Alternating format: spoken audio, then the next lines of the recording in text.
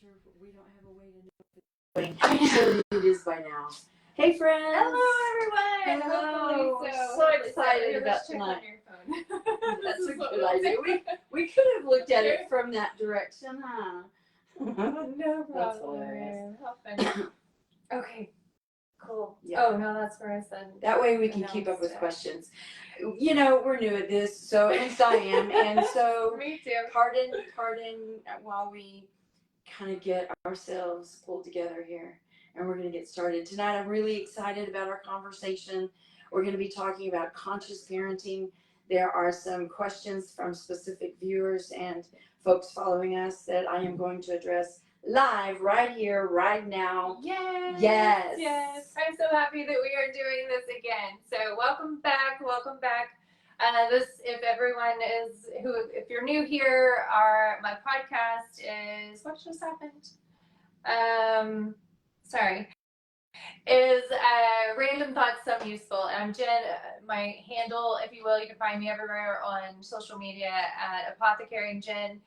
This is Regina Pereira of Regina Roche Consulting, and she's my absolute best friend in the whole world. I have so many wonderful, wonderful friends that we get to spend the most time together. Thankfully, we're sisters, so Yes. Kindred spirits in so many different ways. So anyways, I'm so glad that you are here tonight to join us. We have several questions to answer tonight. We did get a lot of questions. I feel like a lot. I'm really excited about them. I'm super excited. Yeah, so I ended up posting on, let me see if I can find them here. I texted them to you, right? Yes, you did. Here, I've got your phone. Yeah, So yeah. Okay, here we go.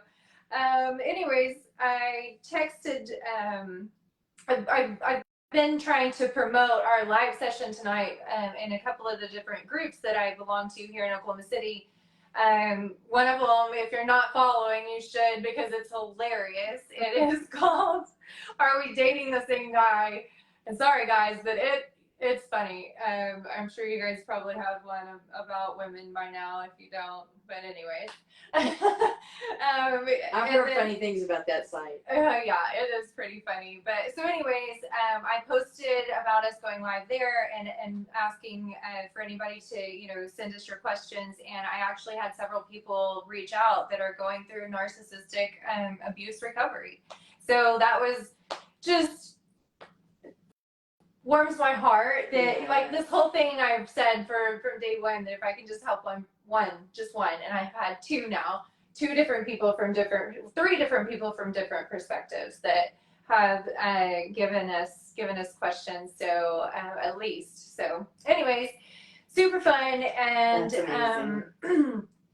our last episode, we talked about the divine feminine and the divine masculine. If you didn't catch that, it is up on YouTube and Apple Podcast and Spotify now. We need to post it on your YouTube. Yes. Let's see, what else? If you don't already subscribe to either of our YouTubes, please do that. It doesn't cost you a thing, but what it does is if we get enough subscribers for one, my goal right now, I think I'm at 32 maybe. Oh, that's fantastic. I know, yeah, it's so fun because I just started it a couple of weeks ago, and I had no intention, I was like, we'll see what happens. And wow, okay, so that's cool. And then we need 50 subscribers to be able to go live on YouTube. Yeah. So that would be super cool if we could get you guys to help us with that. And then please and thank you. Yes, absolutely. Just so much support already. Thank you to all of you that have liked, shared, subscribed already. We appreciate you so much. It is helping. Yes. It is helping people, and that is that's what this is all about. That's why I do what I do. It's overwhelming. Yes, ma'am. It's awesome. This is why we're doing this. Exactly. Woo, goodness. So, what else? Is there anything else that we can think of that we need to talk about, announce, or anything like that? Oh, for those of you that, if you haven't come across any of our posts about the different groups, let's go back to that real quick for a second. So some of the other groups were like a women in business in Oklahoma City. You need to get on that one. Another one they recommended was Bloom something, Oklahoma City, I'm not sure, but they're local groups. I'm all about empowering anyone, and definitely what I know is women and small business, so that's where my heart is. Anybody that is like aspiring entrepreneur, anything like that, I do consulting. I work with a handful of clients a year as far as photography and branding and that kind of stuff goes. But my passion is just bringing the knowledge to people so that they can do it themselves rather than hiring me to do it. So this is just another aspect of being able to do that, is being able to get the information Yes. out to people. Again, random thoughts, some useful, and I interview the gurus in all the different aspects of life, whether it be relationships, parenting, business, any type of different business. I've done a lot of different things, and my career's been incredible. I don't mean to boast, but it really has been super, super cool. And so I am just super blessed right now to be in recovery and thriving from stage 4 metastatic breast cancer, and I am on disability. And so I'm trying to make the best use of this time that I have right now to, to do what I've said for years that I've wanted to do. And then so anyways, enough of all of that. If there's anything else that we can think of, Regina's just launched her consulting business. Yes. She's been in therapy, trauma, everything you can imagine, relationship enrichment. She's been my go-to guru of those things. When I had the coffee shop, you were a regular there teaching almost every weekend we were doing something. So much fun. I know, it was so great. So those were in-person workshops, and we would love to get back into that kind of stuff too. Yes, Retreats, all that stuff. Yep. We just want to build community. Again, back to groups. So I started a couple of different groups. Please send me a direct message, and I will. I'll get you in these groups.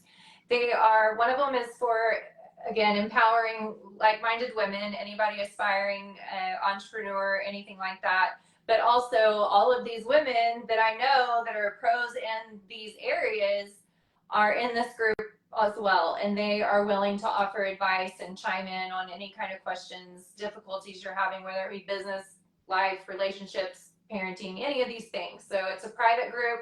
It's a small, very intimate group, as in we really kind of protect our energy and stuff there. You kind of have to fall under those categories to be a part of that group, but we want everyone that wants to be in it, that like that and like-minded, to be in it, right?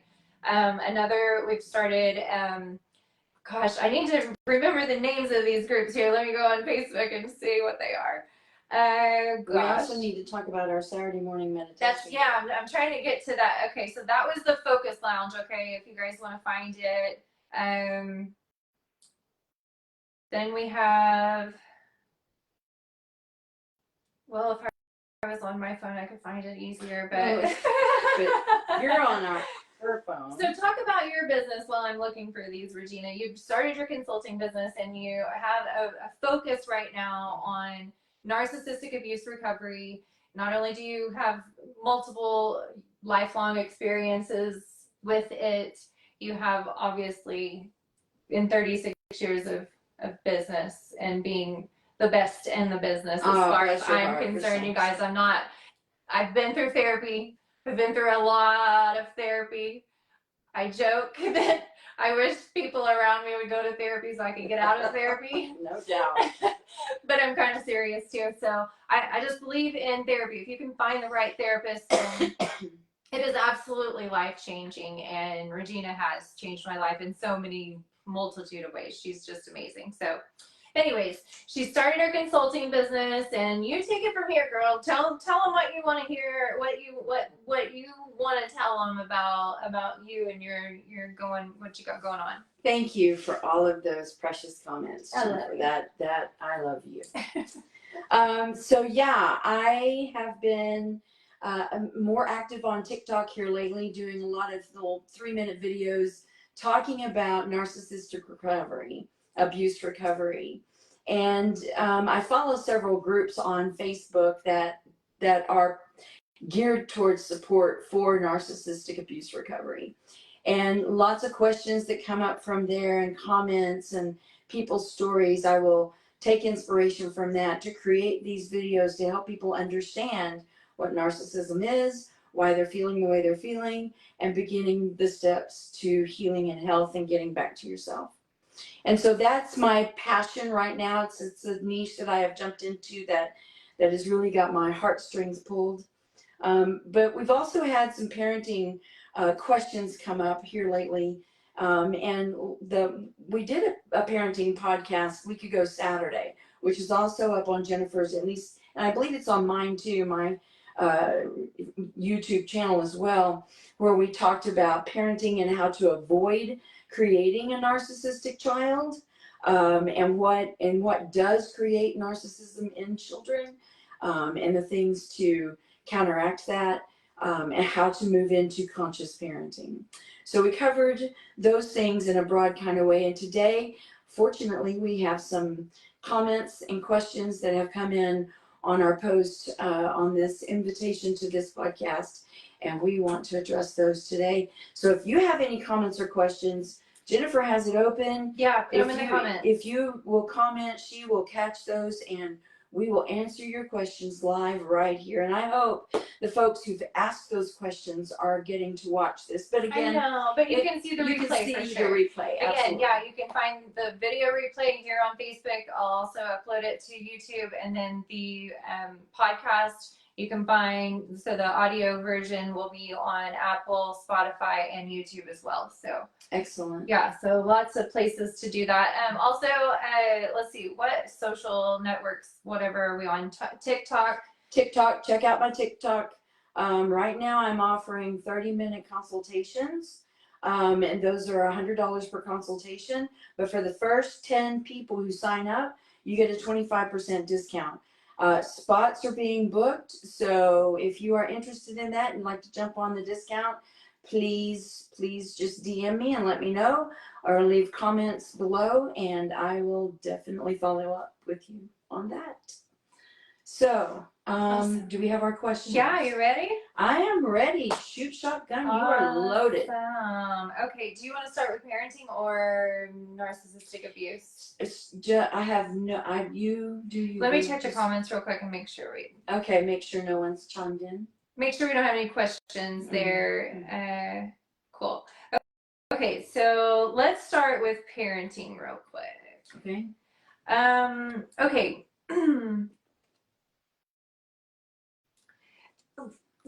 This one is, they both go hand in hand. They both are around a teenage age, and so two and really this is more than just one person. I know several people that are having to go through these types of, decisions and challenges right now. So and even if they're not teenage age, they're probably pretty quick gonna be. So so let's start with those. So to get to it, first off, how do I encourage abstinence in my teenager without slut shaming them?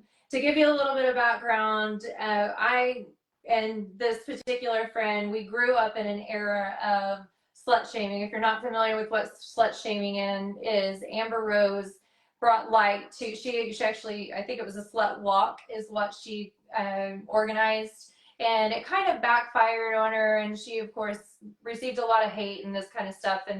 But what came of that was a lot of body positivity and that kind of stuff. And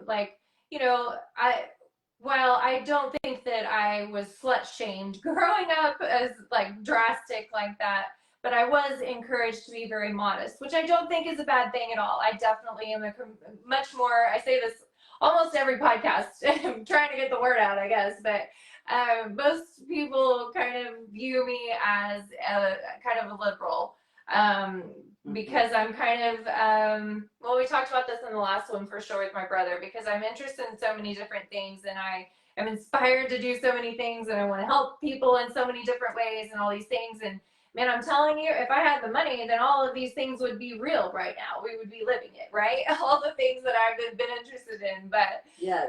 But anyways, eventually we'll get there. Whatever, on God's timing, God's plan, and I am so happy with life right now. It's just incredible. So, anyways, that is kind of the perspective, is trying to balance encouraging that, encouraging self-worth, and really I think is the part more than, because we can figure out how to maybe come up with the right words to encourage our kids in those ways, right? But from a parent heart, mama heart, oh my goodness gracious, let me just say, I think I fessed up to this last episode too, but I am almost grateful that Justice chose to go to Germany when she did, back when it was her junior and senior year. And so her dad had moved back over there, and she wanted to finish school over there. Why wouldn't, gosh, I mean, can I go too?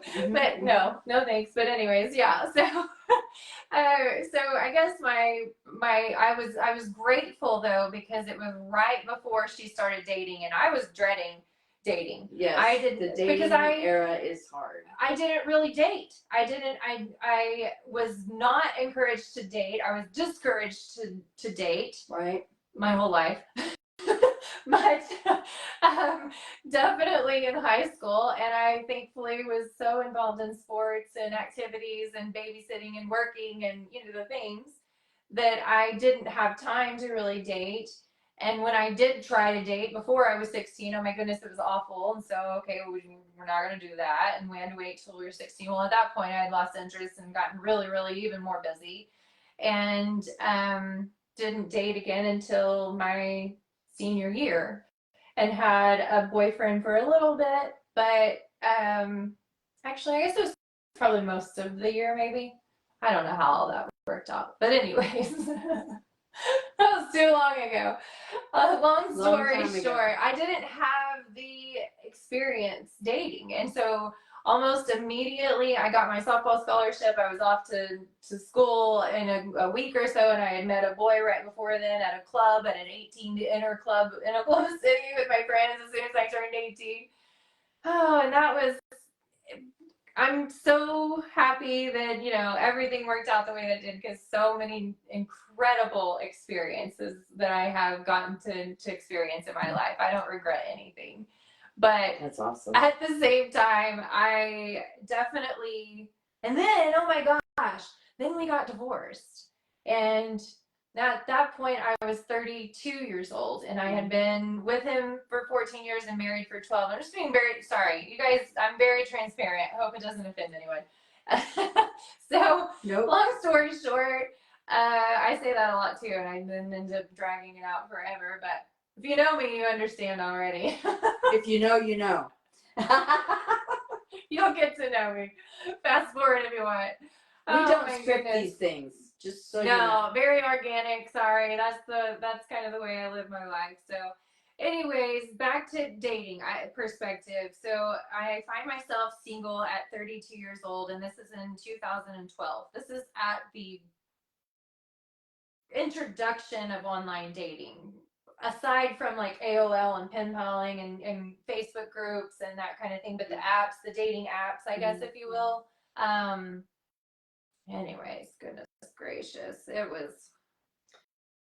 has been very entertaining. It has been so entertaining, and I've gained a lot of, it's interesting. So the thing on my website, I mean, the first thing you see is gain clarity, grow confidence, and make a big impact.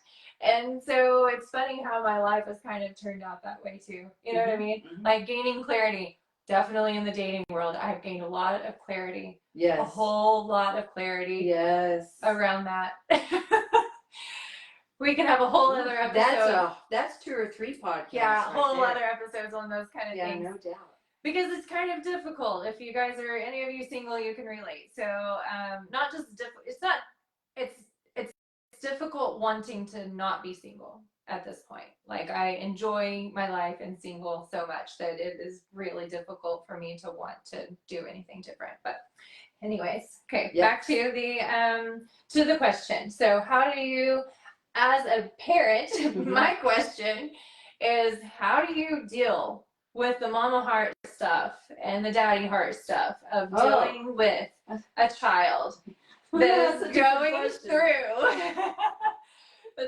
through that kind of stuff? That goes back to my whole theme of coping skills and empowering people. You know, when I feel like so is it a question about the child being abstinent, or is it a question about the anxiety the parents are experiencing? I think it's more about that. Oh, that's a whole bigger question. That's a big question. And that's okay. I'm ready to jump in, bite it off, and chew it up, and take, we'll put it on the. So the second question that goes with that is, how do I also motivate my teenager that is, how did I rephrase it or phrase it earlier? She's resistant to maybe constructive criticism. That was something my dad talked a lot about growing up, that you had to be receptive to criticism. You had to be very good at receiving criticism if you wanted to be successful in the world. That was some of the best advice. I mean, I can't wait to actually interview him. He actually said the other day he'd be interested. I want to talk about all these different little things that he, would give us, like diamonds. Like, if we would have really paid attention back, they were the secrets to the universe. Yes, you know what I mean? So motivating my resistant teenage child that has ADHD or some type of something that is, they're not organized, they're resistant to being organized, they're resistant to any kind of help getting organized. We know how those things work. And I, by the way, am a master organizer, and I do also enjoy mentoring young adolescents and people getting started in the world, and in that respect as well. So again, very few a year, but that is something that I'm interested in as well. It just takes a coffee conversation once a month, kind of more like if you're not familiar, big brother, big sisters, so kind of more like a big role, but also with an entrepreneurial consulting mindset of like giving these kids some type of a map, a plan of, okay, where are you at? Where do you want to be? And let's figure out a plan to get there, kind of type stuff. So that's another thing that I really enjoy. But anyway, so that's the whole type of situation that we're dealing with here, that I feel like is really necessary to discuss and give people some help in that area if we can. Absolutely. Well, I think it is interesting that you say that this is really more about the parents' anxiety than it is, and we are going to address both of them, than it is the behaviors that they're dealing with. And so that's where I'll start. And if I've said it once, I've said it hundreds of times. You show me a child who's having an issue, I will show you some parents who need some help. And so the bottom line is here, and I say this in every one of my parenting classes, and that is, if you want happy, healthy adult children, you have to be happy, healthy adults in their lives. You have to be role modeling what it is you want for your children. And that starts with self-love. If you're not loving yourself, if you're judging yourself, if you are arguing with your spouse in front of the children, the house is chaotic and things are not organized and everything is out of control, that child who's ADD or ADHD is a direct reflection of what's going on in the home. Anxiety. Mm-hmm. Yes. The internal, the fear of it, which is resisting what you, well, energetically, this is a deep dive and we should do this sometime too, but energetically you're resisting what you actually want because of the energy you're harnessing and putting off because of the fear. So that's well articulated. Crazy way to think of it. But no, it was very well articulated. That's it in a nutshell. We are energetic beings in an energetic world. So the first place I'm going to start is with parents. You've got to take better care of yourselves than you do everyone else in the room, including your children. If we don't start teaching our kids how to put ourselves first, by role modeling, putting ourselves first, and truly loving ourselves unconditionally and stepping into your truth, how are these kids going to learn? Kids learn by demonstration, and they pick up on the nuances of our energy field, our attitudes, the nuances of who we are, because they're with us every day. So that's where it really starts. That's where it really starts, is self-love. Okay, so when it comes down to dealing with the anxiety, ladies and gentlemen, we're talking about underage children here in these two questions from these two folks. But just wait until you are and maybe you all, some of you are, the adult or the parent of an adult child. That's a whole new level of difficult and challenging, let's put it that way. So I want you to hear that I absolutely understand your anxiety 1000%. Right? Oh gosh. I got that part down. So let's talk about what to do about that anxiety. And I'm going to get a little spiritual here, maybe a little, some of you might call it a little woo-woo. But teenagers are naturally resistant. And as they go through adolescence, it's all about figuring out who they're supposed to be in this world. And then, so when you've got teenagers who are naturally resistant, and then you enter into families who have dynamics that are chaotic or toxic, dysfunctional, or any mix of any of that, that's a cocktail for some disaster. So, but back to you, getting to your anxiety. You cannot underestimate the power of your own intentions. And I mean that with every fiber of my being. Mm-hmm.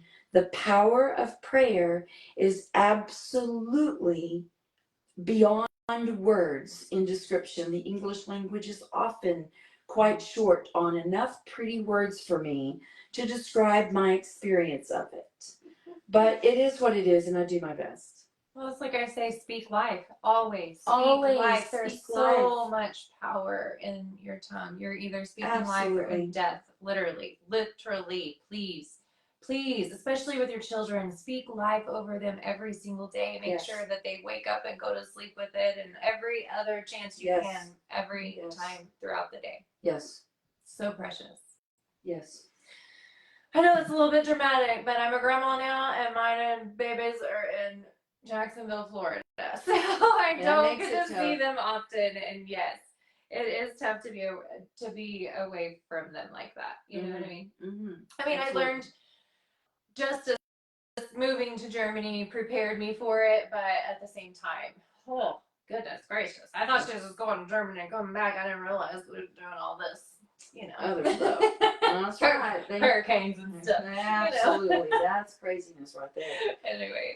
So when it comes to your anxiety, there is a prayer, and I will be glad to put it in the comments below this, called it's written by Doreen Virtue in a book she named Archangels and Ascended Masters, and it's one of the prayers that she created for that book, and it's called Conflict Resolution. And it's really just a blueprint of a prayer.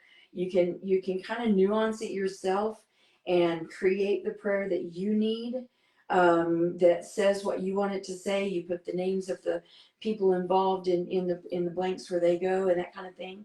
I encourage people to take this prayer and write it out every morning. Every morning you should be getting some autonomy time, some time with just yourself, where you're reflective, and maybe you're journaling, praying, meditating, you're working out, all of that. Whatever it is, yes, take time for yourself and absolutely. Set the intention for your day.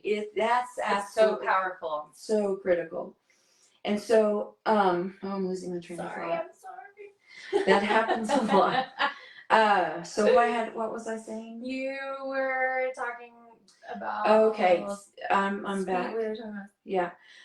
So I encourage people to write that out during that meditative time in the morning, in your own hand. There's something about not just typing it out, but using your hand with a instrument. It's traveling down your arm. When you involve more and more of your senses into what you are doing, then you are allowing yourself to be more and more present, more and more creative, more and more in the zone with what you are doing, if that makes sense. So if you're looking at something, you've got a lit candle, and maybe you've got some beautiful meditative music on, and you're writing out this prayer, and you're visualizing things working out the way you want them to work out. That's the key, is that you focus on this is the conflict I want to resolve, and I want to see us to have peace in this situation, or I want to see solutions, created that's going to help everyone in this situation. You really pour your integrity into this prayer. You start doing that on a daily basis. I can sit here and give you testimony after testimony after testimony on the folks who it has helped. And I do have no, I better not. I haven't asked her permission for that. But I do have testimonials that I can share.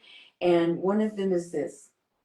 My most heartbreaking cases that come into my office are all about, or the most heartbreaking ones are about the mothers and the fathers who bring their children to me after divorcing a narcissistic ex-spouse. And I'm going to try not to get us off track, because that's a whole nother podcast too.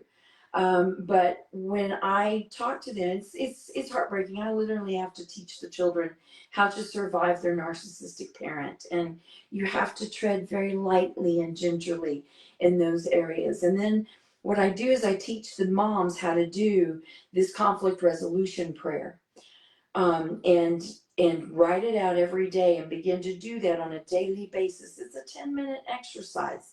Writing it out, pouring your intentions into it, visualizing the solutions you want to see manifest. Of the moms that have practiced this prayer experience or this prayer method in dealing with a difficult ex-spouse, and especially when it comes to co-parenting, is that the behaviors became better. They began to make better decisions regarding the children. They began to be more flexible with schedules and trading days. They began to be more cordial in communication. Did it cure the narcissism? Not a snowball's chance in the 80s.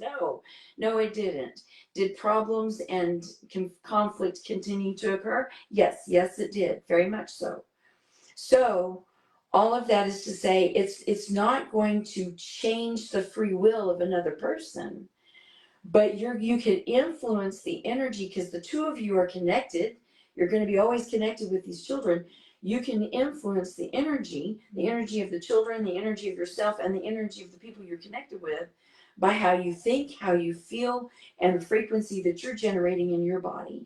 So if you're seated, if you're grounded in self-care, you're unconditionally loving yourself fully, you're stepping into your truth, then you're role modeling for your children how to be those things and embody that process, that practice. Live in their power. Oh, living in your power, owning your sovereignty. You could not be giving them a more precious gift, sacred gift. I mean, think about all the things that we have to work through, guys, as now that we're adults, and how long it's taken us to get to where we are mentally, right? Gosh, can you imagine, like, if we could bypass that? Absolutely. And well, eventually. Well, and by being able to understand these things, talk about these things, learn these things, we're able to pass that on to our children. We're able to make a difference right now. I mean, that is if I could have been this. Oh, tell me. For Justice when she was younger, right? And I would have done some things different with Chiglet, but she hates that nickname. So that's a good segue into what I was going to say about getting involved with the intricacies of the parenting. Okay, children do appreciate structure and rules, and you're going to be like, not these children. I wish I had Justice to chime in right now. I will say from my own experience, I came from a very structured household, and I am so grateful for it. Yeah. Yes. I'm sure I was not grateful for it then, but No, you're not grateful for it then, but definitely let me take a moment to explain why they don't appear to be grateful, but they really are. And I know you want to see the part that they really are, but have you ever taken your kids to the babysitter and you go and pick them up and they say, oh gosh, your kids are so adorable. They've been amazing. They were little angels. And you're like, Mine? are you sure these are my kids? Are you talking about my kids? The reason why that dynamic happens is because you're the rock. You're the safe place. You take them to Aunt Mary's house or the babysitter's house, they've got to put on their little face, their little mask. We all do it. And they've got to be their public selves.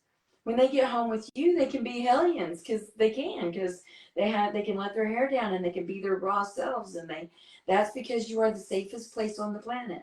Which is wonderful. Which is a wonderful thing. And you're also the safest, you're also the place where they receive their love and nurturing.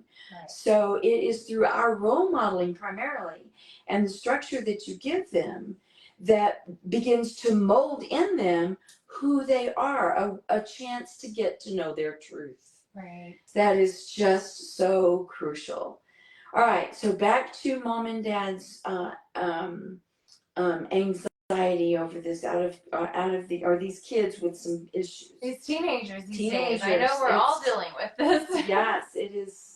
I'm vicariously through friends and family and things. I mean, we've everyone has teenagers right now, everyone that I know. So, absolutely. I know we're all dealing with it. And love is the answer, folks. In one word, love is the answer. So by setting up structure, I was going to explain why they look like they don't really appreciate the rules, and that is this. When you put the fence in, and the fence is your boundary, a parental boundary of some sort, pick one, and put it in place, maybe several, but put those fence panels in place around that kid. And that kid is going to run towards that fence and hit that fence with all of his might over and over and over again. The testing phase that you hear about with parents. That is because they want to see, is that fence going to stay there? Is mom and dad going to keep their word? Are they going to make sure I'm safe? Because I'm not sure I'm safe. So I'm going to keep testing the waters to make sure I'm safe. But look, after some time, and they see that you are going to be safe and you are going to hold the boundary, they calm down. Mm-hmm. There's been many cases where I stepped in. We had out of control children. I worked with the parents primarily. I gave the children some basic skills, but as soon as the parents were able to realign themselves with a good parenting plan, those kids calmed down and they did not have to go into therapy. I am not about therapy if you don't need it. Right, of course. And people want to put their kids in therapy, and I'm like, wait. Let's wait and see how things work out with your parenting plan. Then if the kids still have some issues and we need to see them out, by all means, I will absolutely do that. But if the kids calm down, the behavior calms down, then my intervention is done. My work here is done, and I can, walk away from the situation with a healthier family unit, and it is amazing. So again, back to the anxiety. Not only are you going to pour your integrity into this prayer every morning, but you're going to pour your own integrity back into yourself. Folks, we have got to take care of our own systems because we're not good at it. We've never been given permission to truly take care of ourselves. We've been taught that you sacrifice yourself for others, that you have to work really hard because you're not really worthy, you're born a sinner, that you're always behind, you're always the last guy in. We have these mentalities that we've got to break down and get rid of. Understanding that you are divinity manifested. And as you own your worth, as you own your sovereignty, these things become a way of being and a way of nature for you. You've got to get out there and get your naked feet into the grass. Hug a tree. Go for a walk. Go for a walk under the trees next to a stream. Let's do that. And invite us. And invite Let's go your for friends. a hike. And go for a hike. That's exactly right. Do the thing that brings you the most joy. What is your purpose in life? Your purpose in life is to follow your passion. And the anxiety comes from not following your passion, from being fearful of what you're doing in your parenting plan, from believing the fear. Fear is a liar every time. Absolutely. 1000% of the time. Fear is lying to you, and you're believing it. Absolutely. So you've got to work on taking care of yourself and understanding that fear is false evidence appearing real. That can't be real, so what is the truth here? Digging for the truth and understanding the truth while you're taking care of yourself and falling in love with yourself, falling in love with life. And as you do that, these babies are going to respond to that energy in huge ways. And then when it comes to, let's talk about the slut shaming question. You know, I am all about body positive.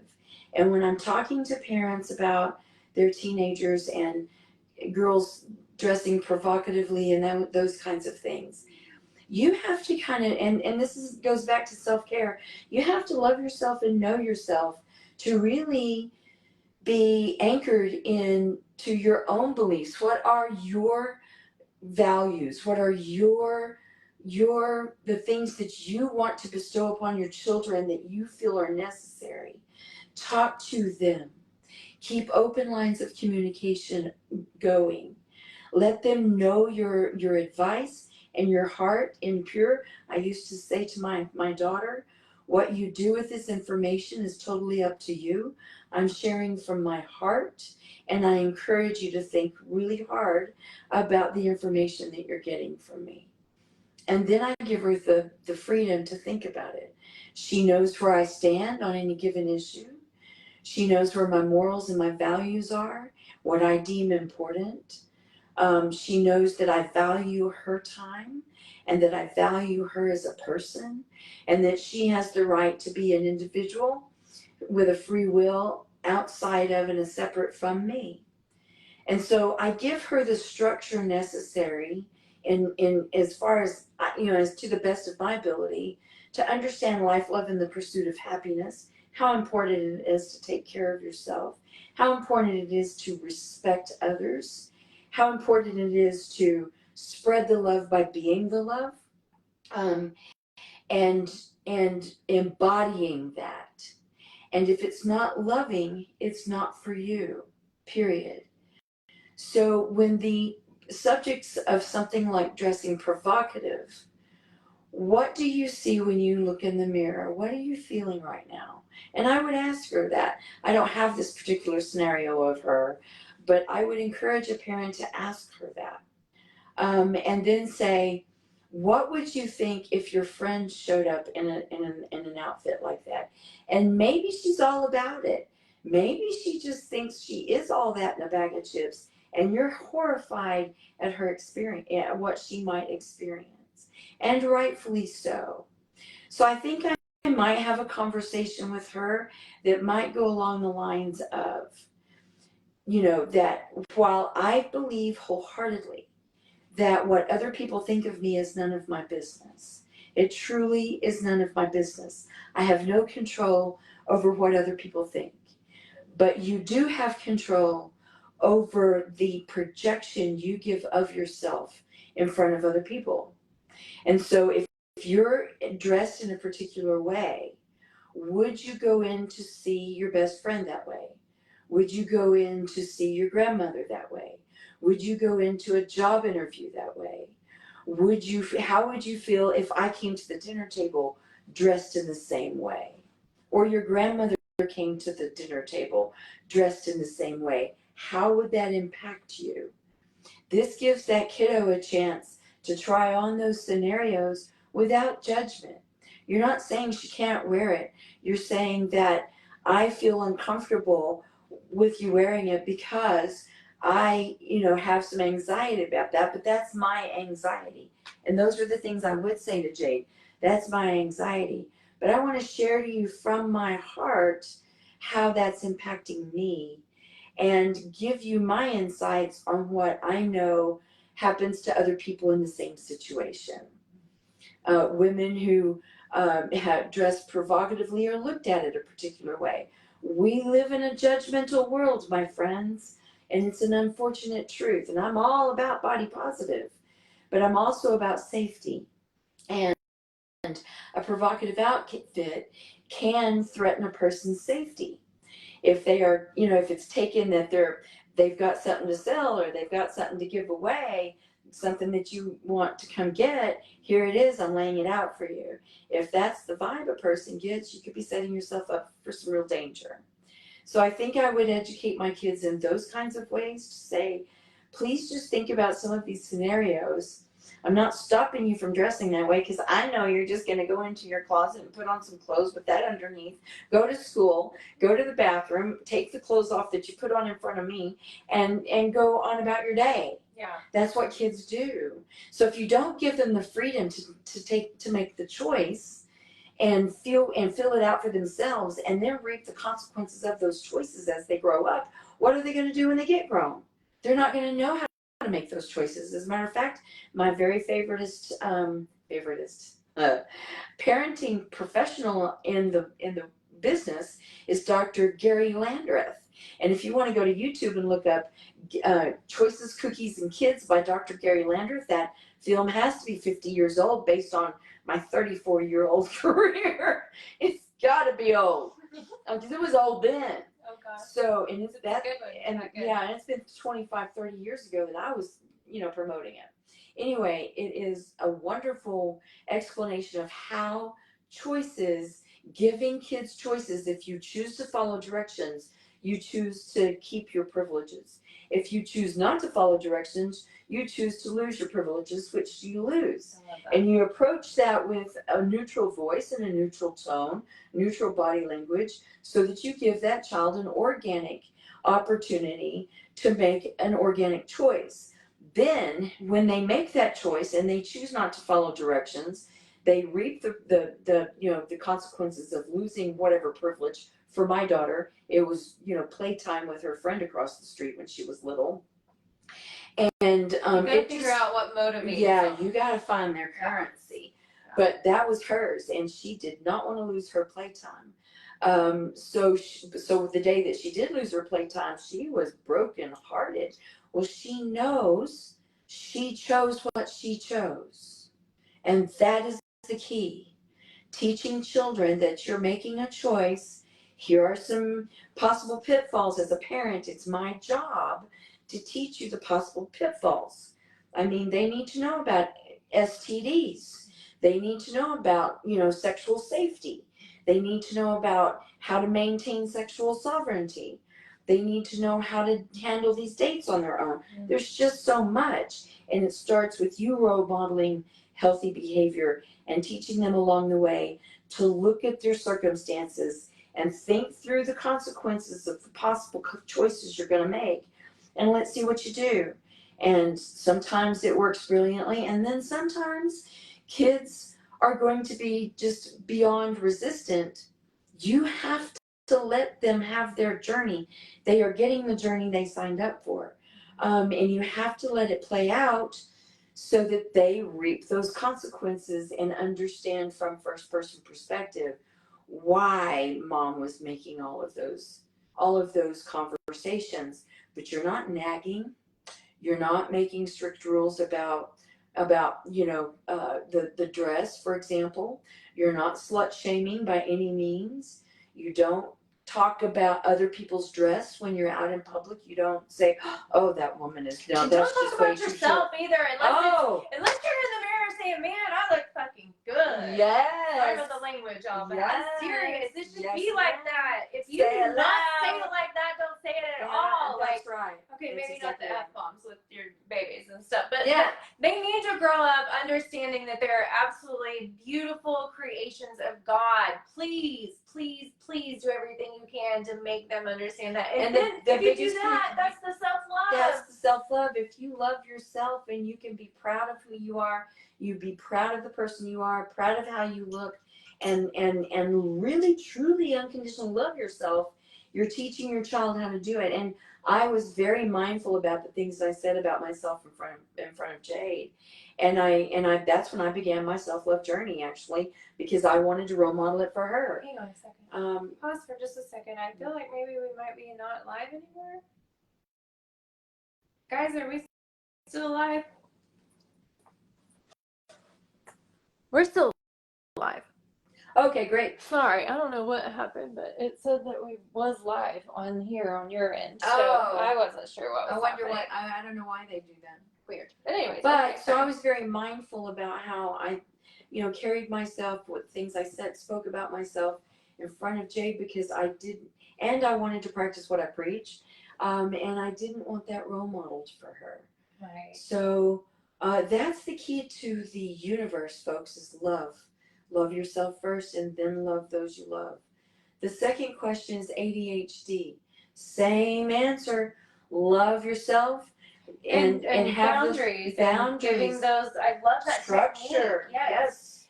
Say that again. So where they can find it, and I'll put it in the notes too. But the Landry's, is that his name? Dr. Gary Landry. Technique.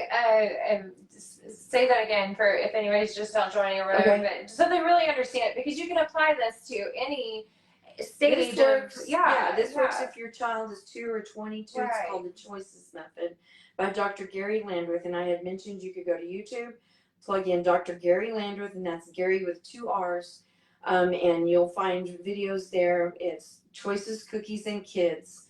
And he teaches a parenting method that is all about teaching children how to self-govern. So you pose questions to your children out if something comes up outside of the ordinary day-to-day boundaries that you have set for your kids. If something comes up, then you've got a technique to offer a choice instead of react from a place of anxiety and do something that's a little too harsh, or do something you later regret, or do something that was not as efficient as the Choices Method. So let me give you a brief story. Dr. Landreth talks about his own son. He's 4 years old, and Kyle, and he starts leaving his pajamas all over the floor. They're in the bathroom floor, they're in the hallway floor, they're in the bedroom floor. And so after a couple of mornings of this, Dr. Landreth approaches his son and says, "It has come to my attention that within the confines of this structure that we call our home, I must constitute a new rule. Well, you use the $15 words in order to capture the child's attention. They don't have to know what all those words mean. And then you say, that new rule is, your pajamas do not belong on the floor. Your pajamas belong in the drawer, folded up nicely for the next use. If you choose to leave your pajamas on the floor again tomorrow, you choose to miss out on Mr. Rogers in the morning. Do you understand?" Excuse me. And then he reassures with Kyle that he understands the rule. The next morning, Dad walks by. There's pajamas on the floor. Dad simply says, neutral voice, neutral stance, "I see that you choose to miss out on Mr. Rogers in the morning." The little boy was sad, and he wanted to cry, and he wanted to resist, but the truth is the truth. He made a choice. The second morning, he chose to miss out on Mr. Rogers again. The third morning, he chose to miss out on Mr. Rogers again. So it takes a little time. You have to be patient and let this play out. But on the fourth morning, Kyle hears Dad coming down the hallway. And so he takes off for the bathroom because he knows that's where his pajamas are. And he meets Dad right in the doorway of the bathroom, looking down at the pajamas. Kyle looks up at his daddy and says, "I choose to miss out on Mr. Rogers again in the morning." And Dad says, "I see that." It is a profoundly amazing, magnificent technique to use with your children. And they grow up knowing that there is a feeling that comes with making a decision.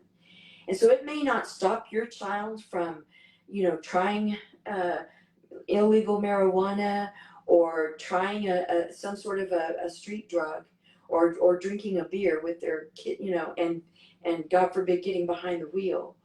But they're going to be much better equipped with that self-governing mechanism built into them. So that's one of my passions is parenting, in case you can't tell. Okay, so back to See why I love her ADHD. so much?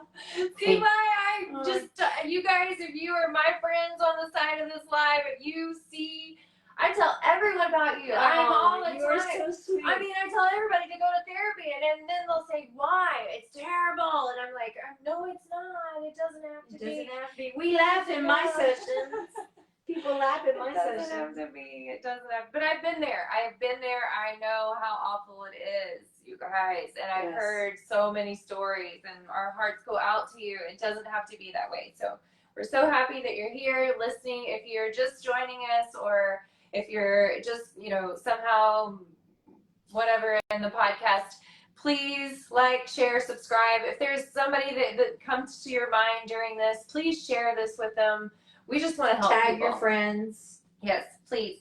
Yes. And also, we mentioned the groups at the beginning of the live, so please go back and watch that because we really want to grow those communities, and we would love to add you guys to them. So please send us direct messages for that. So sorry to That's okay. interrupt. But No, keep no. going. If you're wondering if I'm texting and stuff, I'm actually on Regina's phone, and I'm marketing over here. I'm sharing to all of her groups and on her page and her story and all these things right now. Very good. She's working. That's what she's doing. She's working. It's always, I'm always creating, always doing some collaborating, doing something. Anyway, So an idea for this ADHD kid, the mom that brought this question to us. Now, I understand that there's quite a bit of resistance from this kiddo. And I want to remind you what I said earlier about honoring their journey. These kids signed up for the journey that they're on. Bad behavior and all, the good, the bad, and the ugly. And if that child is so resistant that there's just no getting any movement from them, you have no autonomy over their autonomy. You have no actual control over your children. You can only control their environment. And if you get to controlling over the environment and you don't give them the freedom to figure some things out, then you're going to have a real mess on your hands. Okay.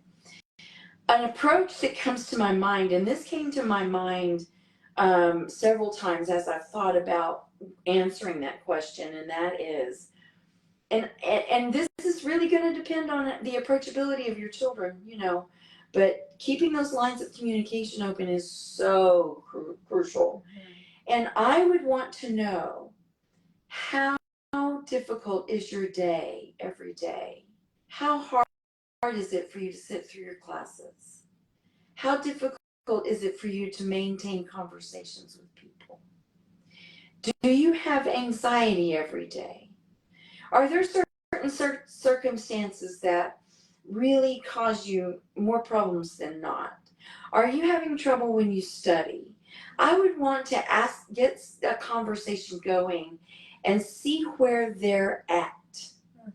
Then begin to share your insights about how to calm yourself down. You could go to my TikTok.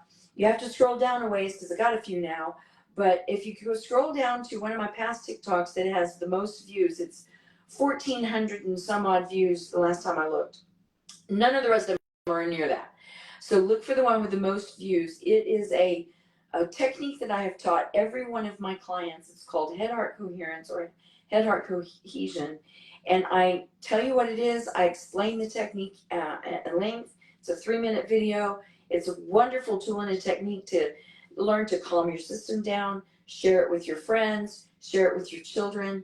Kids as young as 3 or 4 can learn how to do this. Share it because it is a powerful healing modality. It lowers depression, lowers anxiety, and it helps you to stay present in the moment and calms your system like that. It's gratitude work is what it is. So I would want to kind of get a feel for what's going on with that kiddo if they're open enough to me to talk about, how does your day go? When do things go south? When does it get crappy? How bad does it get? And then begin to infuse with some wisdom and insights about, do you think it's time to feel better? And maybe together we can look for some resources for you, because this is not just a problem you have. It's a problem that a lot of people have. And if you're a parent that's got ADHD, connect with your kid and say, you know what? I struggle in the same way. Yeah. And if you come to an office like mine, I'm going to talk to both of you about ADHD. And we're going to come up with some tools and some techniques on how to keep your system calm, how to focus. I'm going to want to know, how are you watering yourself and feeding yourself? I'm going to want to know about your supplementation. And if you're not on Lion's Mane by Organic Ingredients, no, Micro Ingredients is the name of the company. You're missing out. It's a great brain boosting brain support, brain health support. We should do a whole episode on supplements. We for sure. could, We'll bring we my could. brother in for that too. And if you guys are just joining us, our last episode 15, was we combined those bestie sessions with the bro session. It was my great. God, we had so much fun. Oh my God, it was so great. And how long was that podcast? It was 2 hours. Yeah, I believe it. It's so And I know we had to good. edit some things out, so because we were there longer than 2 hours. Yeah, it was. That was great. so much It was fun. So fun. See, when you get into the zone and you lose time and Yes. space, and you don't even remember your first name and you're just into it. Yeah. That, did you know, folks?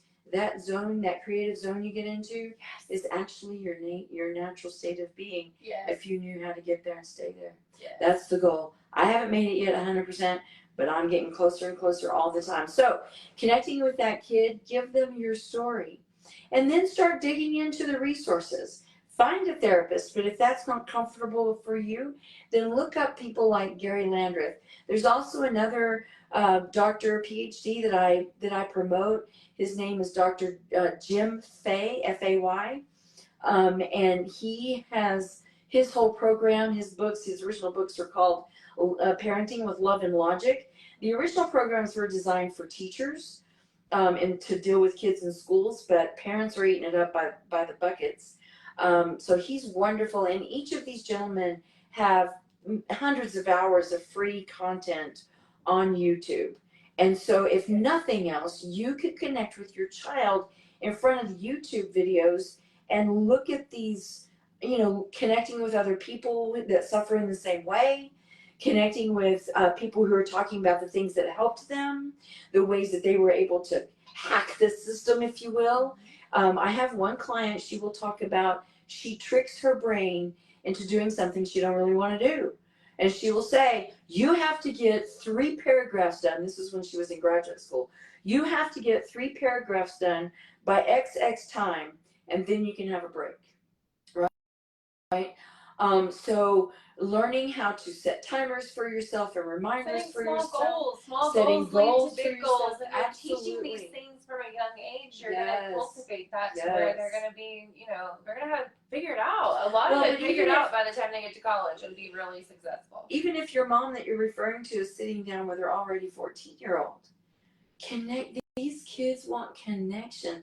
Do you want to know the thing I heard the most when I was dealing with providing services to foster children?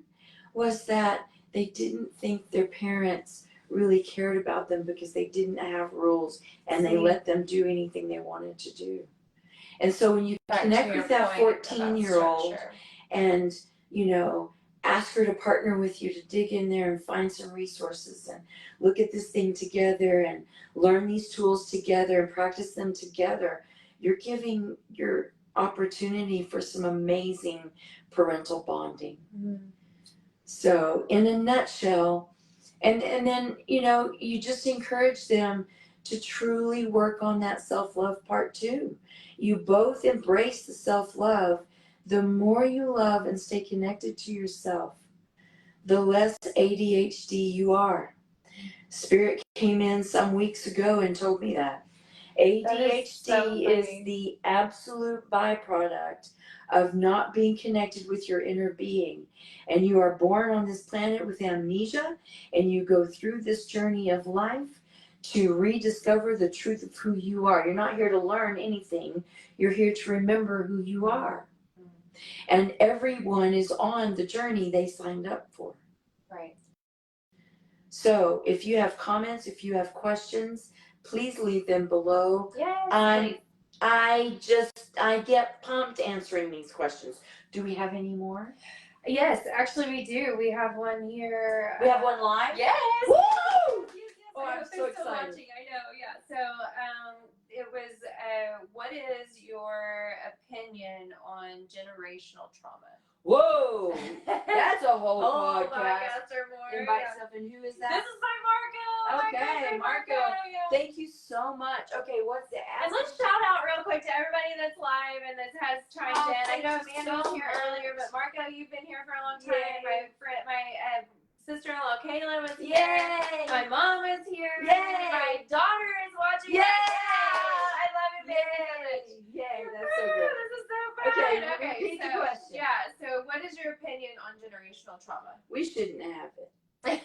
Right. We're trying to break it. This is the generation that is breaking generational trauma. Yeah. And so generational trauma is a real thing. You bring in trauma from your past lives. Most likely the folks that you have the most conflict with and the most trauma from are the folks that you've been incarnating with in and out of their lives forever. And so there's all this history that keeps coming in to each of these lifetimes to play out all of these dark scenarios, giving you the chance to wake up to your light. And this generation is the generation of the Great Awakening. And I can attest to that because I'm seeing a 24-year-old in my caseload right now. It's a brand new client. This young woman doesn't even have her full frontal cortex yet. I mean, that doesn't happen until you're 25, 26 years old, that you get into your early adulthood brain. You come out of adolescence until you're 25.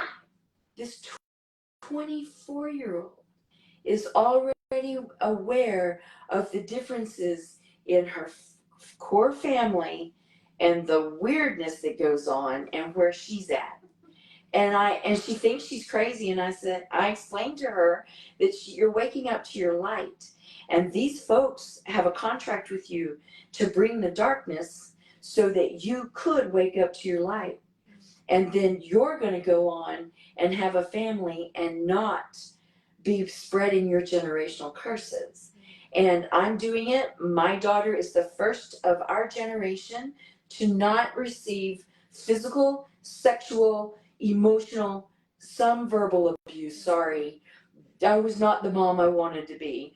You're still watching Justice. I am so sorry. I wish I could have been me now when you were growing up. Yes, I love you so much. Yes. I mean, there's makes me want to cry. Seriously, yes, it's that awful. Yes. And you want to go back and do some things over, but you can't. But I am of the woman or the mother that I am, because I did break that generational curse. And I did put an end to generational trauma. And you're breaking so much. And I'm helping other people break generational trauma. I've got all kinds of people on my caseload that are here talking about, why am I so different from my family? Because you're here to break the generational curse and put an end to generational trauma. Absolutely. Do you have any other more specific questions about generational trauma, Mr. Marco? Yeah, let's and are see. there any other questions? Have you recommended past lives regression to your clients? At times, it depends on the client and depends on the circumstances, but yes, I think it can be a very beneficial thing, especially if you're struggling with something and you're not sure where it's coming from. To be regressed back into a past life can give you the answer that you're looking for, or to find a good psychic medium, energy healer, can do no wrong, psychic person. Her name is Anana Draper. Absolutely. Of Anana Draper Consulting. And she can take 3 minutes to look at your Akashic records and tell you what's up. We're all friends on social media. Yeah. And She was in one of our last podcasts. podcasts. Yeah.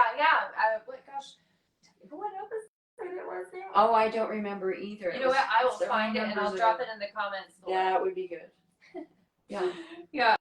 Okay. So do we have another question? Yes. Okay. So we're gonna start. Oh gosh, move on to. Oh gosh, gotta find it again. Oh, the question, your original questions? Yeah, there we go. So we're going to move on to narcissistic abuse recovery. And in one of our last episodes, I'll drop my water bottle. Okay, I'll drop that below too. We talked about how to avoid raising codependent or narcissistic children, and how the family dynamics, play into all of that. So we're talking about not just relationships, you guys. We're talking about family dynamics. We're talking about coworker dynamics, all the things. There's lots of instances. So please drop your questions below if there's anything that you would like to know, anything about anything. It doesn't even have to be about these topics, you guys. We're here for you. That's right. That's Regina exactly right. is so generous to donate her time to be an open book right now. I mean, you guys, she's worth millions, okay? You're and sweet. she You're has so sweet. a major wait list. So, but get on it, okay? Get on it. I do have one spot right now. Oh, yay, good. Okay, so get on it. And also, she takes insurance right now. And then on the consulting side, where, she's going to be working into more of a, yeah. We'll talk more about that. Yeah, that's another podcast. But I wanted to mention real quick that I lost my train of thought. It happens a lot. It happened to me just a minute ago. It'll come back. Yeah, it'll come back. Oh, no, this is what I wanted to mention, and it is very important. Okay, so we talked about maybe doing a live, kind of like a gallery where Regina would be open to a group kind of setting, and charge a fee for doing or maybe even doing maybe 30-minute sessions or something like that. So you guys definitely reach out if you would like to be if you would be interested in anything like that. Please send us a direct message, and we'll make sure that you get a direct link to anything like that. Okay. Excellent. So question again, Jen. Get to the point as usual. Okay. Okay. So this. Man, I should have summarized these a little bit. Hang on just a second. Mm-hmm. Learning moment. Again, random thoughts, some useful. I'm just going to embrace that. That's the name of the podcast anyway. So if you don't like it, get used to it. Just fast forward that bitch. And you can listen to it on 2 times or how many ever, sometimes. I mean, that's how I did the Trump interview in 30 minutes. It was great. On Joe Rogan. If you haven't seen it, it's worth it. Oh my gosh, it was entertaining. So, what am I doing? I'm trying to copy this, and what I'm trying to teach you guys real quick is go to ChatGPT or some version of it if you haven't already, and you can change your life. It's like having a personal assistant without having to hire a personal assistant. Which back in the day, when Pinterest came out, it was like having a wedding planner without having to hire a wedding planner. You know what I mean? It was just life changing for that industry. Well, ChatGPT is totally life changing for everything. Yeah. Kids use it even to you can ask it all kinds of information about things, and I argue with it all the time. I tell it, you are not being unbiased, and I do not enjoy. I'm very disappointed in the way you're responding. It apologizes and corrects itself. It's wild. It really is. So anyways, you guys go do that, and anyways, it's just amazing. So I'm gonna say here on live, because I'm not on my phone right now, I'm gonna use talk to text, and I'm gonna say, please summarize the following questions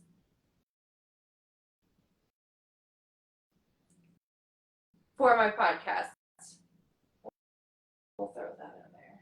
See what it says. And see what it says to use. Gives you the verbiage. Let me get rid of this. I selected the text that I sent him in, and it has the whole "Good morning, girly." I was passed out already. But we have questions. Yay! Anyways, God, I'm a nut. Okay, what am I trying to do here? Let's get on with it. Please summarize. Shazam! Let's see what happens.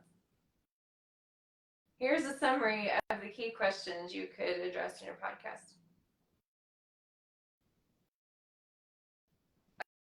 Okay, so this is alone parenting also. Sorry, I thought we were shifting, but I forgot about this one. Sorry. It just was in the, I didn't summarize it. So thankfully this worked. Yep. Oh my gosh, it's so life-changing. Anyways, navigating co-parenting with an ex in denial. Okay. How can you effectively co-parent with an ex who denies past domestic violence incidents, distorts reality, and claims to feel unsafe despite no history of harm? So I addressed this at the beginning of our conversation when I talked about the power of prayer and what parents can do for themselves in regards to pulling out that conflict resolution prayer and utilizing it for setting intentions. Yeah, yes. setting Speaking intentions life. and speaking life over the situation. And I use the story of my clients, that of the clients that use this technique where you pour into the prayer, it's a written out prayer for you. It's going to be listed below in the comments. It's written out prayer for you, and then I want you to write it out in hand, putting in the pertinent information that's important to you, visualizing the solutions to that problem, and embracing the truth that that is your intention. And of the moms who were co-parents to narcissistic ex-spouses, they experienced improved behavior from that co-parent. Now, does it cure narcissism? By no stretch, no, and not by a long shot. Did it clear up the entire relationship? No. Did it make everything great? No. There were still lots of challenges. But overall, the narcissistic co-parent was more amiable, more cordial, a little more flexible, a less caustic, making a little better, in the better direction towards making decisions that were good for the children versus himself, or better choices for the children.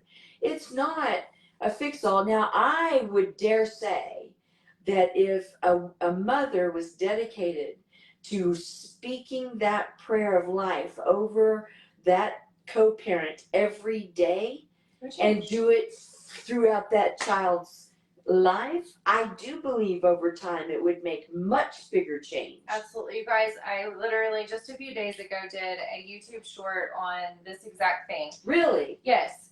And it was all about kind of my perspective from cancer, healing from stage 4 metastatic breast cancer, but also it was from like apply that to what we want out of the election right now. But you can literally apply it to everything. And the whole premise of all of it is just one, audacious prayers. Okay, God wants to show out. He wants to just do just crazy miracle things, right? That everyone doubts. And man, I am such a testament to so much doubt throughout this entire cancer process. Okay, I'm sorry, but anyways, that's a whole other podcast. We got about 18 podcasts we're going to have to do. You realize that? Oh my goodness. So we say that every time. Yeah, so go watch that video. Please go watch that video and watch it every day. Watch it every single day. And I love you guys. Follow me on TikTok. Follow us both on TikTok. We're both on TikTok. Follow us both on YouTube. We're both on YouTube. We're both on Instagram. We're both on Facebook. Yes. Where else? That's all I know. Yeah, that's it. Mm-hmm. We're working on going live on all these platforms, and like we said earlier, we need 50 we need 50 prescribers. We need 50 subscribers. So what are you gonna do with all those prescribers, Jennifer? We're gonna change their mind, make them repent.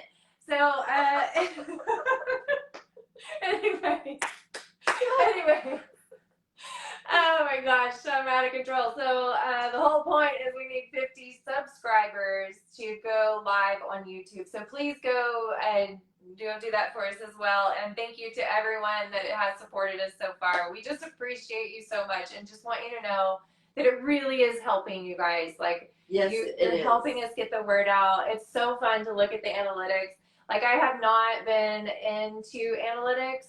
I was more of a creative person, and that was something that I had to pay attention to in my career recently. And so now that I'm able to just focus on just me and not have to promote social media every single day, there's no pressure whatsoever, that kind of stuff. However, I wanted to promote this. I have done that for quite a bit this week on a lot of the different groups and stuff like I mentioned earlier. So you guys please go back and listen to the whole episode, please. But anyways, also like, share, and please share with your people. If anybody comes to mind, please, please, please, anybody struggling in any way. I mean, we're talking suicide, awareness, like please direct them to the episodes. Like we try to cover, I'll tell you what, it's really, the episodes have in a lot of ways just kind of worked out in like a sequence of how I've like along my journey and how I've figured things out. But really, God led every step of the way, and I'm talking for years, you guys. He connected us back in 14, and before that, like I said earlier, I have been in therapy forever, forever, trying to deal with the world. I've dealt with a lot of different trauma and abuse from different outside things. It's just, I can relate to a lot. And so, and a lot of experience like with fertility, infertility, my daughter is adopted, a lot of different perspectives, if you will, in addition to Regina, her own personal perspectives, those kinds of things. So we're just here to help. If there's anybody at all that you can, send our way, please do. We just want to alleviate the frustration and the overwhelm for the world. Absolutely. So sorry to interrupt and all of that, but again, we are we back to questions? Yes. Okay, so question. We talked about co-parenting, how to do all of those things. And again, it's setting that intention. It's really going back to journaling and spending, you guys, again, we don't realize how important and how powerful it is, and how much little amount of time it actually takes. Just focusing on that, and just focusing on it throughout the day, and constant communication with God and prayer and these kinds of things. If you just stay focused in that realm, if you will, and that focus, then this stuff happens for you. God wants to show out. He wants to be able to do great things. So audacious prayers, intentional living, setting your intention every day, intentional parenting, and really, really pouring in those prayers around the narcissists. You have to understand that you're dealing with very broken children. They're either imprinted by narcissistic parents, or they're destroyed by abusive narcissistic parents that create narcissistic people. And so you can't change that. But if you understand that you're dealing with a wounded little boy or a wounded little girl, it softens your heart towards them, and you can find a way to release your anger towards them, and literally pray life over them, pray truth over them, truth be revealed, and whatever it else is that you need to visualize for solutions for your family. You do that long enough and strong enough, and you keep it up, you will see changes that are beneficial for your children and your family. So, is there more questions? Yeah. Visualize, you guys. Visualize a conversation with you guys. If you, and 9 times out of 10, you don't even have to have it. It just happens for you. You know what I mean? Like, you know what I mean. Mm-hmm. Talking to you guys. Yeah, it's but again, that goes back to setting the intention, visualization, and there was something else that came up a while ago, and I'm sorry I forgot it, but maybe it'll come back. But anyways, let's see, healing. Okay, hang on, supporting women, writing. Okay, I think we're gonna skip to. Okay, breaking the cycles of attracting narcissists. What are some practical, so I was going to chime in there real quick that usually narcissists attract codependents, this is why we, in one of the previous episodes, I was supposed to go look and drop those, but as soon as I turned it back to Regina and shut up, I'll go get those links for you guys. But anyways, breaking the cycle of attracting narcissists. What are some practical strategies to break the cycle of attracting narcissistic partners, especially for those aware of the pattern yet feeling drawn in?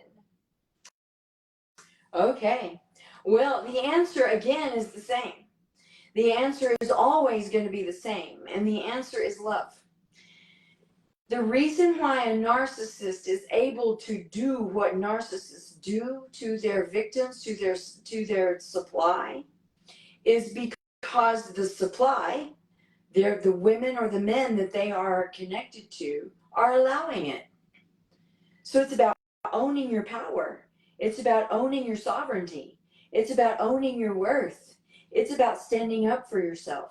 Now, I'm not telling you to stand up for yourself and walk out and put yourself in a precarious situation in a dangerous situation. We've had an episode on that too, about how to safely manage all of these things. So go back to that. That was one of our first episodes, you guys. I'll link that down below too. Yeah. So it comes down to self-love. If you are away from your narcissist and you have worked through the ending of that relationship, you need to be working on loving yourself, just as I described before.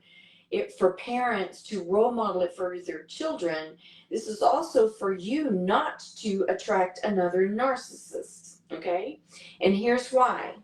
First of all, narcissists, like Jennifer said, they are attracted to codependent people. Codependent people are very empathic. We are the caregivers. We are the givers. We take care of everything. We manage everything. We organize everything. We hold you up. We are the angels of the world. And it's mostly women, but there are the men too. And we see everyone's potential. We've got these big old angel hearts, and we see everyone's potential. And this man comes into your life, and he, love bombs you, and he gives you all the sweet nothings and the dates and the gifts and just pours on the love. Well, all of that is fake. Every bit of it is fake. It's a huge facade that he's created for the public, because he's hiding his monstrous self. The things that a narcissist does is a direct reflection of how much self-hatred they carry. And so to understand what's behind the mind of a narcissist, I think helps us to realize, look, you are not going to change a narcissist. They don't have the capacity to love. They don't have the capacity to change. They don't have the capacity to be a better person. They just don't. But you do have control over you and the energy that you emit through your system, okay? So you have to accept the narcissist for who he is. He's not going to grow up. He's not going to change. She's not going to stop being that way. They're not going to stop manipulating. They can't. It is their survival. It is their life force to put up this facade and keep up this fake facade for everyone, okay? And I've got some TikTok videos that go a little deeper into some of those. If you want to connect with my TikTok stuff, I've been talking about narcissistic abuse recovery and narcissistic dynamics for many, many weeks now, and I do 2 or 3 of those a week. So go check those out if you want some more information. Share, and all that. Shout out to Heather and Barbara real quick. Hey, thank you. Yeah, and Barbara has a question. Well, okay, but I do want to finish the narcissistic question first. It's on the same lines. Is what does the narcissist hunt? And I think that was what we were talking. I don't know that coverage. They're constantly hunting to cover their ass. Okay. What I just said is that the things that a narcissist does to other people is a direct reflection of the self-hatred that they carry. And so they enjoy hurting other people because they want other people to hurt as much as they do. That's why they get a kick out of that. I was going to say something else about it, but sorry, it'll come back.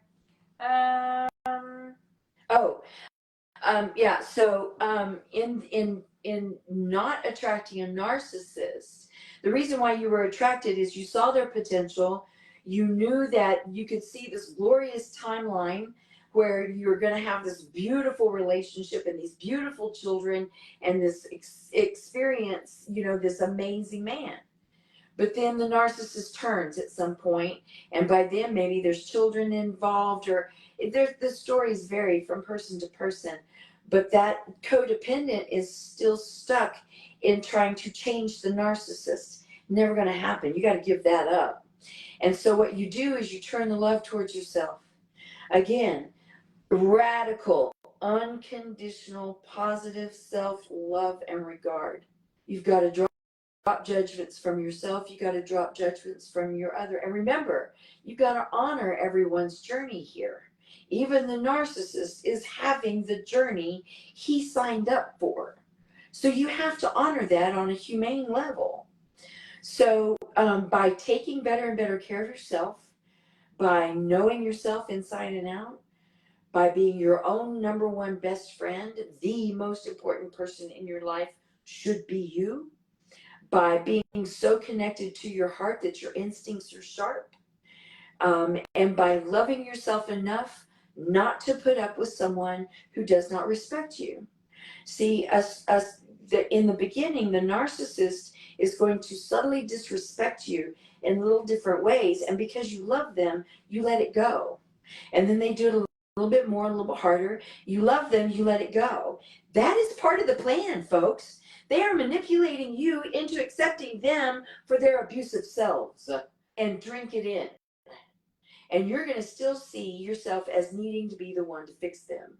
They're not fixable. You need to give that up. Not happening. So when you turn that love and affection on to yourself, those instincts get sharper. The next time you meet a man who's a narcissist, you will know it within the first probably 30 minutes. But if he's that good, give it a week. Keep your boundaries, okay? So a healthy person who loves themselves have boundaries. We have boundaries. There's lines in the sand of where we're not prepared to go past. So maintain your boundaries. And if this man gets disrespectful, you lay down a boundary. Narcissists do not like boundaries. And so they will either leave you alone because you're too smart for them. You can see them coming. And you're probably going to be vibing too high at that point to even attract a narcissist, to be quite frank with you. Right. But if you do get involved with another narcissist, it won't take you but a few meetings to figure him out, because the red flags will be there. The love bombing will be there. I've got one right now. She's being love bombed. I'm trying to show her she's being love bombed. She doesn't see it as love bombing. Anyway, I digress. So by taking better care of yourself, ensuring that connection with yourself is solid, then your instincts will protect you, because those instincts are God's voice saying, don't do it. And energetically, you're gonna back too high, girl. Yeah. So or him, whoever. So we have multiple groups. One of them is for entrepreneurs. One of them is for women only, and the other one is for all kinds. It's just a high vibe tribe. So please send us a DM for those. Also, we'll get you connected with that, because it's exactly what we're trying to foster there. All of these things, go back and please watch the first episode. We've covered a lot of this kind of stuff. Lots of good information in there. So. Yes. Ready for the next one? Yes, ma'am. Awesome. Bring it. We are so amazing. Thank you so much for doing this. Oh, you're so welcome. This stuff lights my fire. Me too. Mm-hmm. Let's see.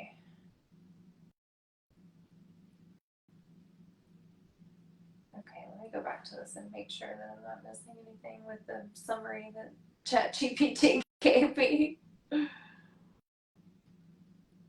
So we've talked about how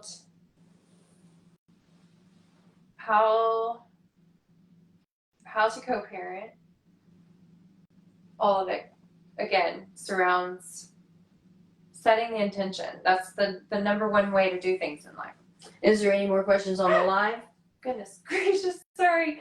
No, there was somebody giving you some really amazing compliments. Again, guys, I'm on Regina's phone over here, sorry, and I'm like posting in the groups and making sure we're doing the questions and that kind of stuff. Sorry, I'm facing my phone. I hate that, but next time I'll print it out more professional.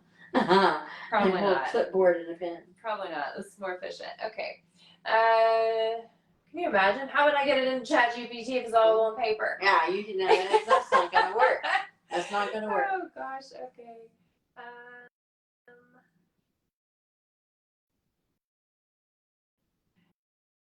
Okay, we talked about picker because that was kind of. Yeah, your picker's broken because you love too much. Yeah. Okay. And you're not loving yourself enough. Yes, you're not putting your. I think in one of my posts in promoting this, I don't know somewhere I've talked about it. Like, excuse me. I think my response to one of the questions was, I think it has a lot to do with setting boundaries with yourself. But please tune in so that we can talk about that because it is. It's like it's just.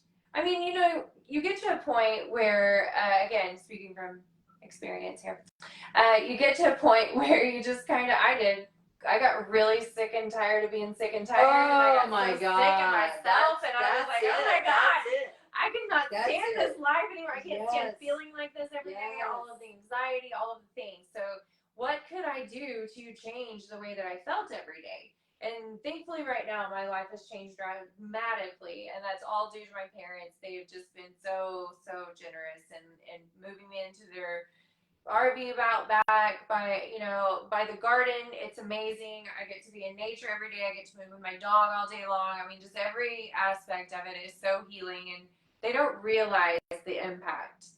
Like, I hope they go back and watch this because they still don't realize the impact. I don't think.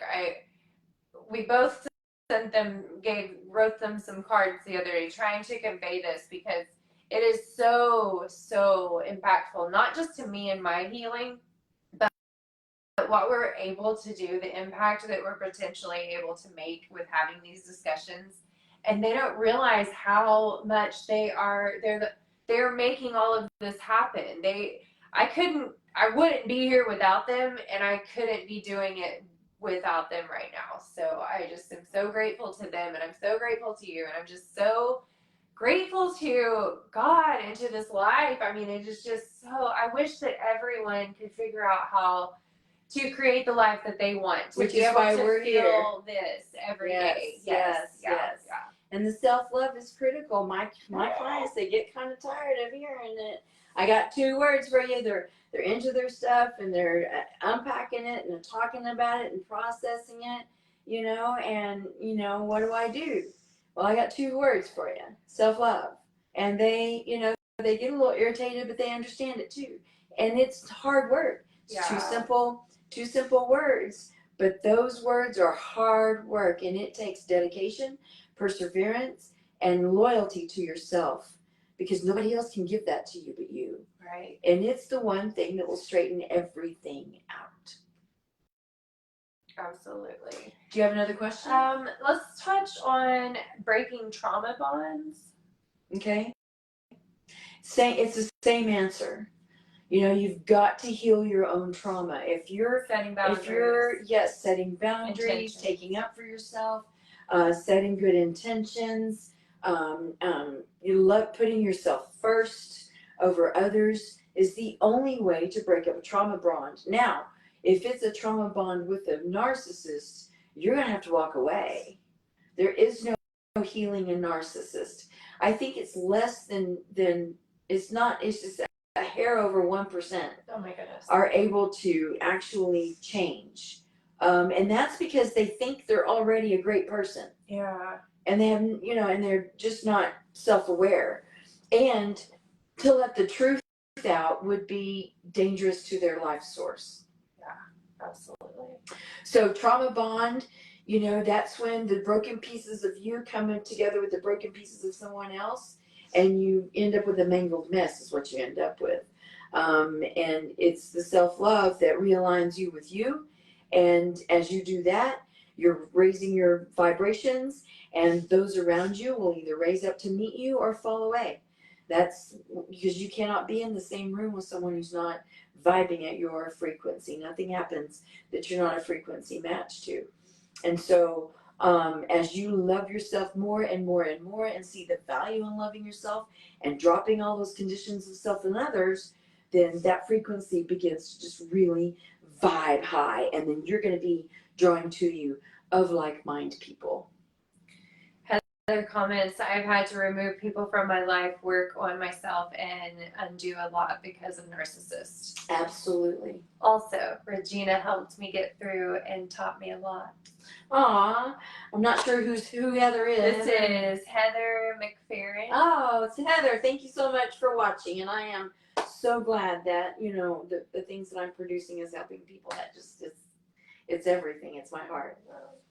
Oh, it's the phone.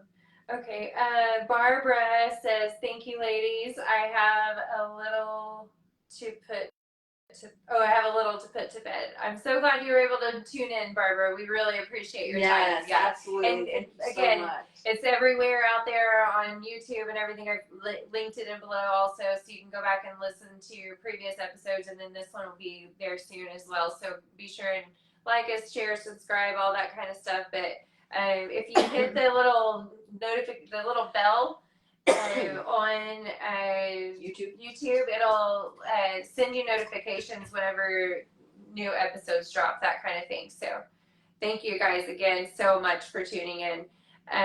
Let's see. Heather says, I look back and realize how unhappy I really was. Where'd it go?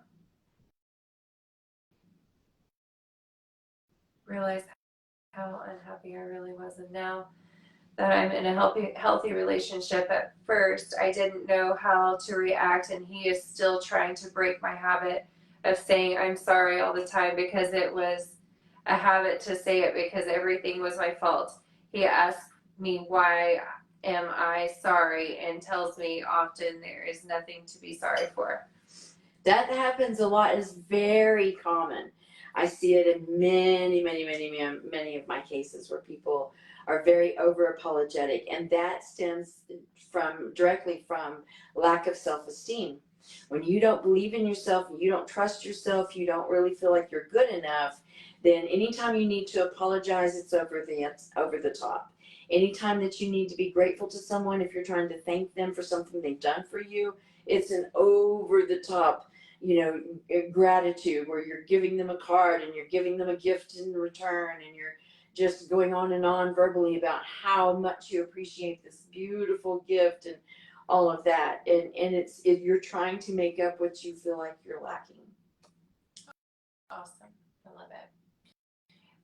Is there anything that we've got one more question, but is there anything that we've talked about so far that we would add to anything of our discussion? If you are involved in a narcissistic relationship, we've talked a lot about draw your boundaries, stand up for yourself, own your sovereignty.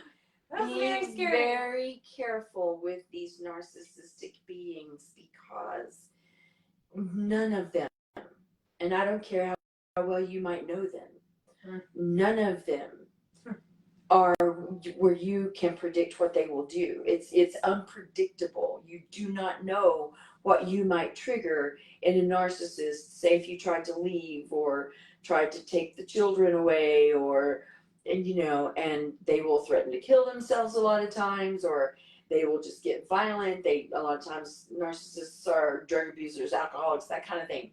So nobody knows you and your situation and your life situation better than you. And so get with a professional.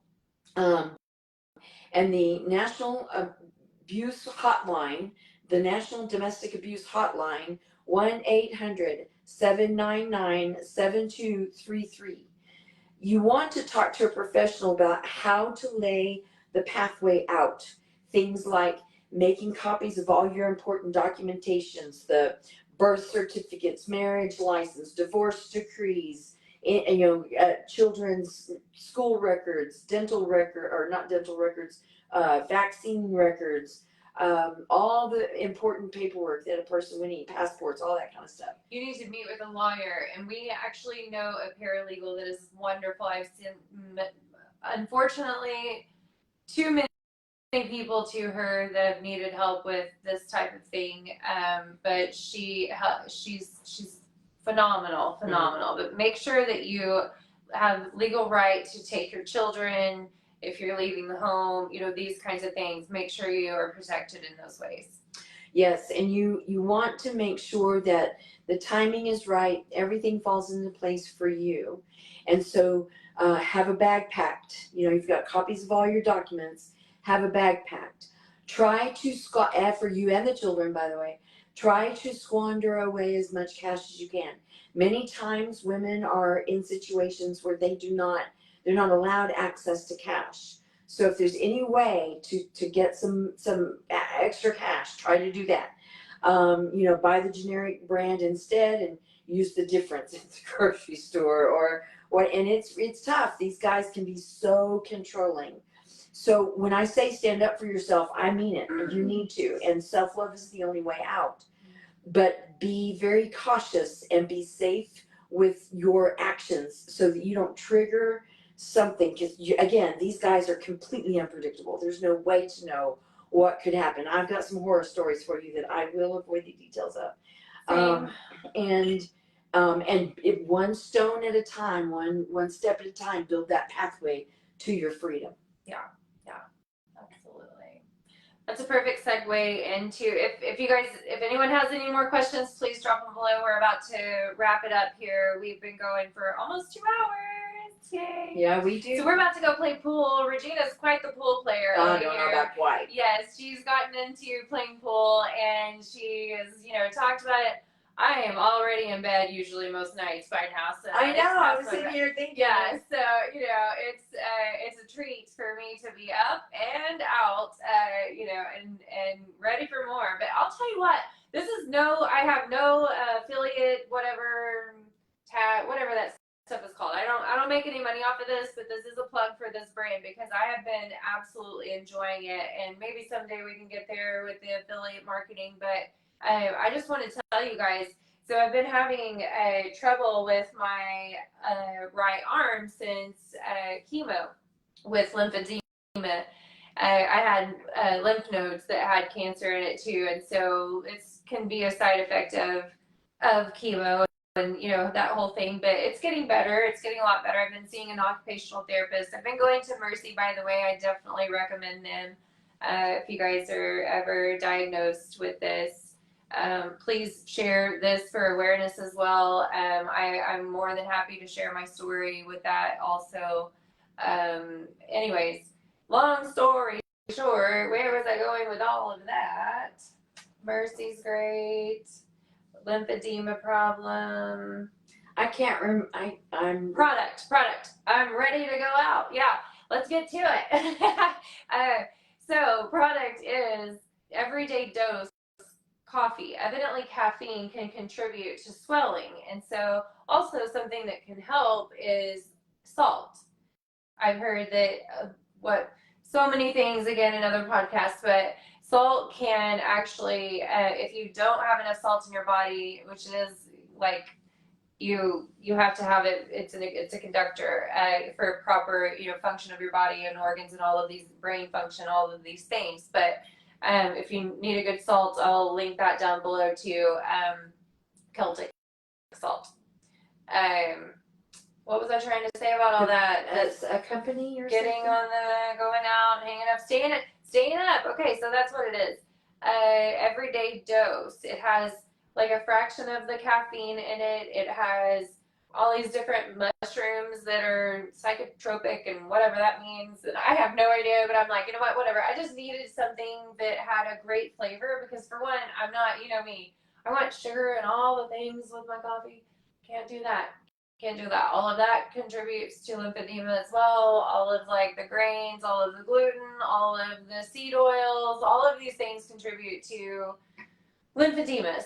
so in efforts of that, this is why I got onto this everyday dose, because I enjoy coffee in the mornings, and I love iced coffee, you know, whatever. So I was like, okay, I'll try this out. And I can't tell you, I can't stress enough like how good it really is. The taste is amazing. I don't need any sugar, anything other than just the taste of it. That's awesome. Yeah, it's really great. So anyways, I just posted a video of me making coffee the other day, so you can see how I do it. I prefer raw milk over half and half or whole milk, but I only had whole milk. That's all I could find the other day. What's going on? Anyways, long story short, okay, before we go into the last question and wrap this up, is there anything else that we want to talk about? Not that comes to mind. That was everything that was on my heart for today. Awesome. I think I feel like we did a really good job of answering all the questions, and I'm sorry if we didn't, if I missed you somehow in one of the groups or something. Leave those questions. Yeah. We can. I'm new to working in groups. I just joined some recently, trying to reach people more with this valuable information. I mean, you guys, this information was valuable to me, and I know that it's helped my friends and different things like that. So it has to be valuable to others as well. So the last question, it wasn't really a question, but it was how can a supportive community of women with shared experiences come together to assist each other in starting progressing on the journey of healing. And you guys, we were talking, join the group. Yeah, join the group. So come meditate with us Saturday morning. Yes, yes. Stovanello's off Robinson, downtown Oklahoma City, 10 a.m. Stella Nova, Robinson, downtown, right next to, a few blocks from the Marriott Garden. It's kind of their wedding season right now, so we've had to kind of see where we end up on the walking meditation part. The first week, so I've been doing this with another friend, and we've had a couple of different people that have showed up all summer long, and I hope that they can make it again. But we were doing yoga downtown at Scissortail, and then we would go to Stella Nova, and we would have our coffee date, because we'd only get to see each other about once a week. And that was my Saturday anyway. I always like to get up and do something other than just being at the house. Being an entrepreneur, you have to schedule being out in the world. I'm sure you do too, because a lot of your clients are telehealth, and you have to schedule how to be social in the world and stuff. And so anyways, long story short, where in the world am I? I have no idea. Well, the Saturday group is, we recently connected with somebody so we need some backstory real quick. So I again did this YouTube short the other day, so please go watch it over this exactly. But one of the tools that I used to heal through stage 4 metastatic breast cancer was not only grounding almost all day long every single day that I could, but was also Dr. Joe Dispenza meditations. And changing boxes was one, but I just did them all day long as much as I could. So I just had my headphones in, I had them playing whatever my phone was charging. I just had them going all day long, and I woke up to the morning meditation. I immediately went into a changing boxes, and then an abundance meditation, and then I would go into the evening meditation, and then do another changing boxes meditation, or a walk for the world meditation. All these different ones. You guys can search them on YouTube, go to his website, download them. Please support his work, because I can tell you that it has been instrumental. It is life-changing. It is. Joe Dispenza's got it figured out. Absolutely. And it's not evil. It's so sad to me when people are scared of being open to something like that. And just, I say it all the time, if something comes into your awareness more than once, pay attention to it. This is sign. Is spirit. This is God. This is a sign. Dad, okay, just the other day, it's hard to balance conditioning, right? It's hard to balance conditioning and new information. And so he, he's very traditional in his morals, his values, all of these things. And I'm so grateful for it, right?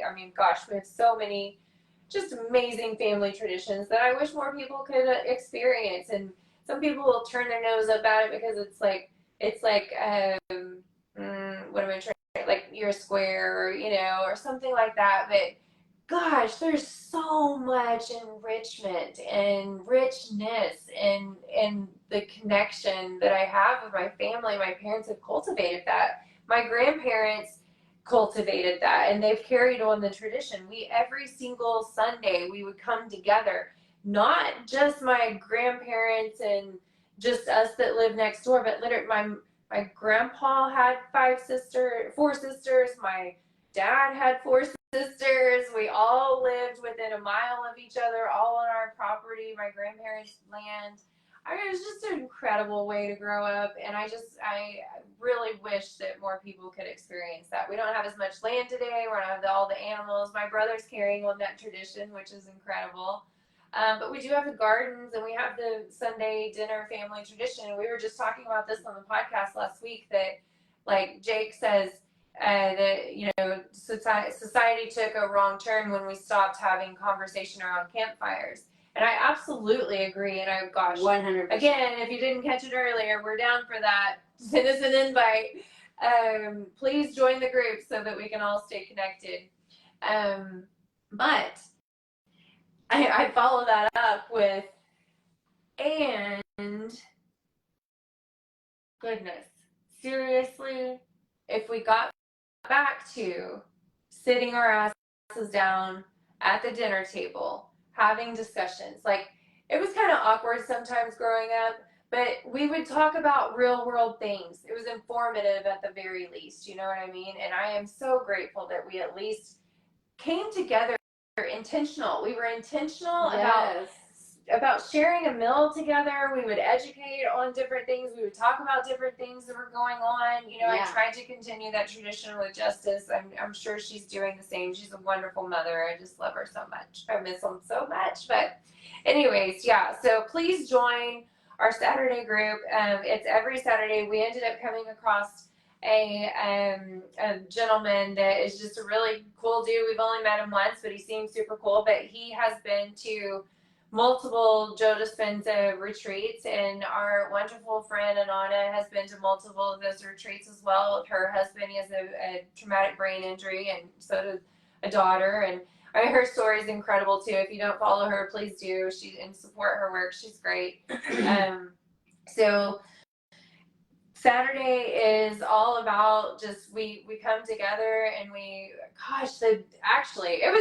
it was such a powerful experience. Like, we all came together, we pushed play at the same time, we brought our headphones, and some of us didn't have our headphones, we walked around whatever, and we listened to it on our phone. And afterwards, though, the conversation, like, we had fun at the coffee shop. It was a lot of fun, you know, like, it was fun getting to meet everybody. We had a couple of new people, and it was exhilarating. And I got to see a friend from high school, Amanda, shout out to you. I think you checked in earlier. And she gave me a precious gift that her dad hand carved, just like a worry stone, but in the form of like it's out of wood, and it's a bird. Like, I mean, it was just mind-blowing. The whole day was absolutely mind-blowing. It was an incredible day. I'm so grateful for it. But yeah, the coffee shop was so much fun, but the conversation afterwards was we went from meditating to going into a podcast, and we came back to my house and we did another podcast. Yeah. Well, before the podcast though, even, gosh, I forgot about the podcast.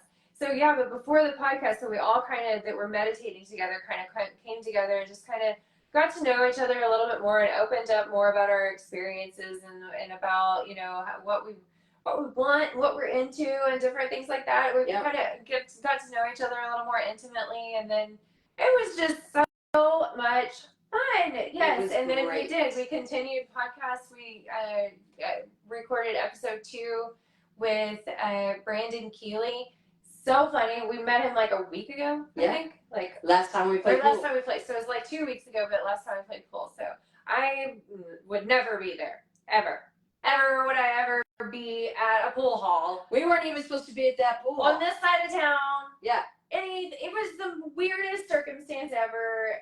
Oh my gosh. But we were now there. You're like 3 podcasts in with him or something. 2. And yes, we're recording our second one tomorrow. Yes.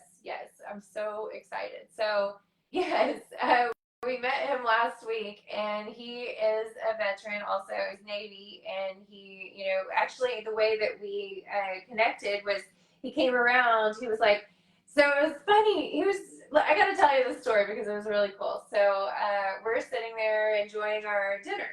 They have really good burgers over there. Yeah, they do. Mr. G's over here in like Midwest City, wherever we are, somewhere about like that. Well, anyways, it was really good, and it's a little bit smoky, but it's a really big area. They have tons of tables and stuff, so it really didn't feel really smoky, but great food. And so he comes around and he interrupts our dinner and he says, "Sorry, ladies, I didn't mean to interrupt, but would you be interested in this raffle?" Blah blah blah. Regina, of course, was so interested, and she's always enthusiastic. It was so cute. Regina knows how to make everyone feel like literally the coolest fucking person in the whole world. Like, I mean, she's so enthusiastic about everything, and you just love, exudes love and just joy and excitement. She's absolutely precious. So, anyways, thank you. Long story short again. We were there, and he said, blah blah blah this, and I noticed the placement of one of his tattoos. Well, it happened to be this. Same, show it clearly. The same symbol, but it was here on his kind of forearm. So basically, he explained it as whenever he goes to shake someone's hand, then it's right here, and they would notice it. And it's become so. Back when I did it, gosh, I can't remember when it was. It was back 20. Probably most people have like tattoos, and if they are significant to you, you kind of can remember like what we were going through in your life and different things like that. Like this one was the first one that I got when I got back from Germany, and it's hope and faith. It's an ambergram. If anyone has ever seen that, it's like one way it says faith and the other way it says hope. This one I got in 2013 whenever I overcame suicidal thoughts. I had all but planned or, written my suicide note. Like I was having real thoughts about, okay, who do I need to meet with and what do I need to get in order and all these kinds of things. Crazy. And then shortly after that, my baby cousin succeeded after several attempts. And then there's been coworkers and just multiple family members and friends that have dealt with the same thing. And it's just so much. And it doesn't have to be. So I love the shaking of the hand thing. Yeah, I thought that was really, really cool.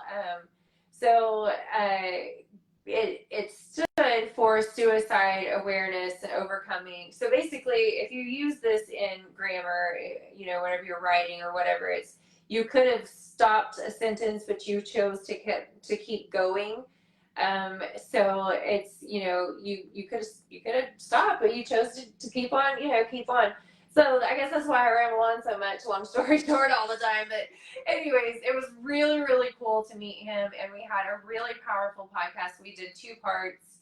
And it was really just about his journey and overcoming suicide and managing that. And, God, I can't say enough about it. I mean, I all of the episodes mean so much to me. Like I was saying earlier, it was kind of my journey and like the things. Well, it's our heart. It's our authenticity on that film. Yeah. So.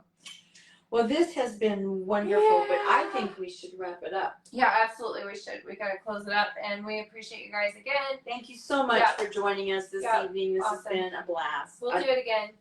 Yes, we will. Yeah, please send us your questions. Send us your questions, make so comments, we can do it again. Yeah. Share, tag your friends, all the things. Yeah, let's see if there's anything else real quick before we go.